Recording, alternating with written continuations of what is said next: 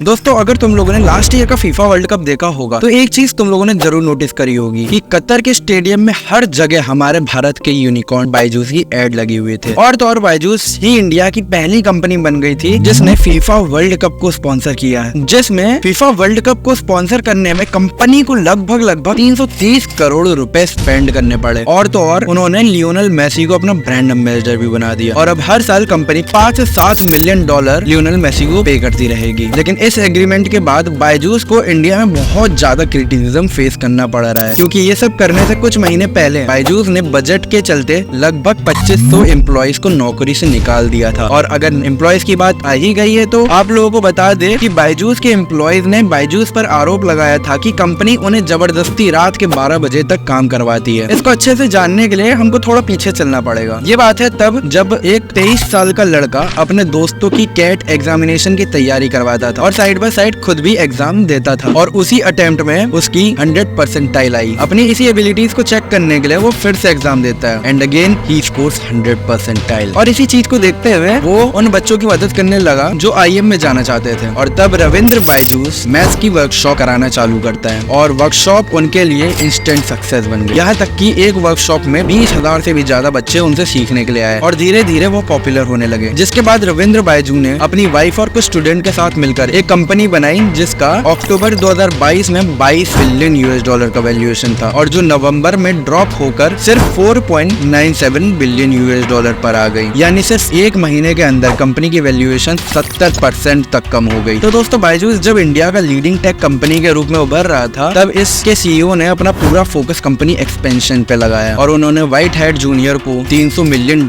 में एक्वायर कर लिया। इसके बाद उन्होंने आकाश इंस्टीट्यूट को $950 मिलियन में, ऐसे ही Great Learner, Epic, Toppr, Gradeup, GeoGebra, लेबन, ऑस्मो जैसे इंस्टीट्यूट्स को भी एक्वायर कर लिया, जिसका टोटल वैल्यू $2 बिलियन हो सकता है। यानी कुल मिलाकर बायजूस ने अपना एक्सपेंशन को हद से ज्यादा एग्रेसिव रखा। कोविड टाइम्स में तो बायजूस की चांदी हो रखी थी क्योंकि उस टाइम बच्चों के स्कूल बंद हो रखे थे। लेकिन जैसे ही कोविड रेस्ट्रिक्शन हटे और बच्चे वापस स्कूल जाने लगे तब से बायजूस की स्पीड स्लो हो गई, या कुछ यूं कहे कि स्पीड ने यूटर्न ही ले लिया। स्टिल बायजूस बिना डाउन टर्न या लॉसेस को समझे इन्वेस्टर से पैसा लेता गया और उस पैसे को महंगे एडवर्टीजमेंट पे खर्चता गया। जब 2021 में बायजूस को 4500 करोड़ का लॉस हुआ था तब रविंद्र बायजूस के लिए वो एक सिग्नल था कि अब उन्हें एक्सपेंशन को रोक कर प्रॉफिट पर ध्यान देना चाहिए। लेकिन उन्होंने अपनी एक्सपेंशन और एडवर्टीजमेंट को जारी रखी। अब बायजूस किसी न किसी तरीके से अपने कोर्सेज को सेल कर रहे थे। इवन उनके कोर्सेज कोई भी इंस्टॉलमेंट में भी बाय कर सकता था। बायजूस पर आरोप लगा था कि वो बच्चों के पेरेंट्स के फोन नंबर खरीद कर बायजूस का कोर्स लेने के लिए बोलते थे। इवन वो बच्चों की वीकनेस को पॉइंट आउट करके उन्हें डराने की कोशिश करते हैं कि वो बायजूस के महंगे कोर्स खरीद ले। हाँ गाइस, महंगे, क्योंकि उनके कोर्सेज लगभग